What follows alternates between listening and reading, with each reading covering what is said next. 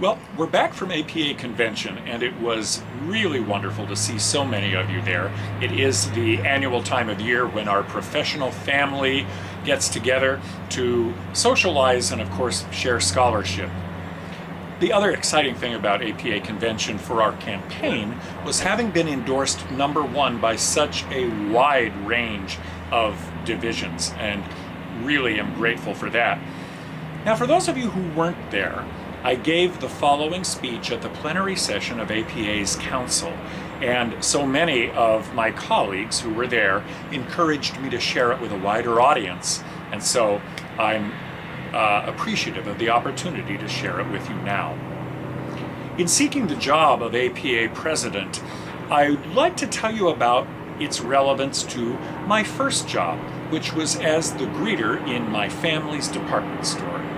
The store sold dry goods and catered primarily to the Scandinavian immigrants who made up the community in which my mother and I lived with our extended family. My mother was a single parent at the time, and she took me to work with her in the store.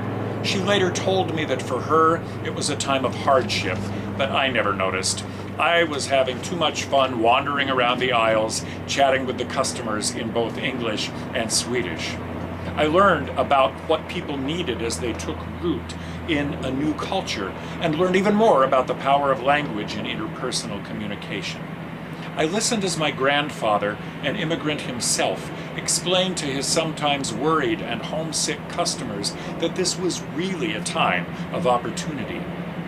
It can be hard to remember that challenge portends opportunity amid the stress of financial hardship, conflict between groups, and social turmoil. And yet, every professional role I've had in my life since I was a pint-sized clothing salesman has reinforced that truth and has prepared me to seek the presidency of APA now. For example, when I was unable to continue as a high school drama teacher because of anti-gay harassment, I thought the world had come to an end. Instead, the door opened to this world, one of connection with colleagues, community, and the society, and the opportunity to make a contribution. The power we have, each and every one of us, to advance psychology and its role in our society is nothing short of transformative.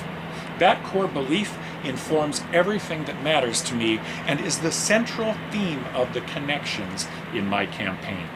Connection within psychology and with society are central to my major presidential initiatives, all three of which, trauma in everyday life, the body-mind connection, and the evolving family, integrate research, practice, education, and public policy perspectives, as well as having relevance to benefit society and improving people's lives. I support the continued efforts to strengthen connections with other healthcare disciplines, particularly medicine and nursing. Our policy efforts relative to healthcare evolution are critical, but we can also participate individually. I sit on the board of an integrative healthcare corporation as the psychology advisor, and it is a window into the future of our practice, how we balance advancing the profession of psychology in integrative healthcare with protecting and preserving more traditional forms of practice. One interesting aspect of running for APA president and reaching out to so many of our members is learning how little is actually known about what APA does. Many times over, I've heard the same question: why should I continue to belong to this association? Well, our advocacy successes in practice, science, education, and public policy are extraordinary given the resources with which our government relations staffs work. We are well acquainted in this room with the spectrum of issues our advocacy efforts span, but too many psychologists are unaware or indifferent to the work of APA on their behalf. Beyond advocacy, the increasing use of technologies provides members access to the latest scholarship and any number of ways of staying connected with what's happening in our field. Without public communications, our work has less chance of reaching the people and the society we seek to help. When our voice is heard, it benefits the entire profession, and more importantly, it benefits the public. I believe that Membership in the association is a communal professional responsibility because all this work is done on behalf of psychologists everywhere, whether or not we belong to APA.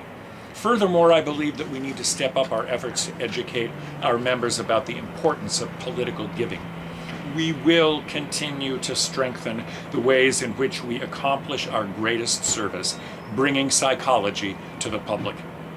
And if membership is important, then leadership is crucial. And I believe I am that leader who will activate a new vision and continue the work that is already ongoing with enhanced resources and support.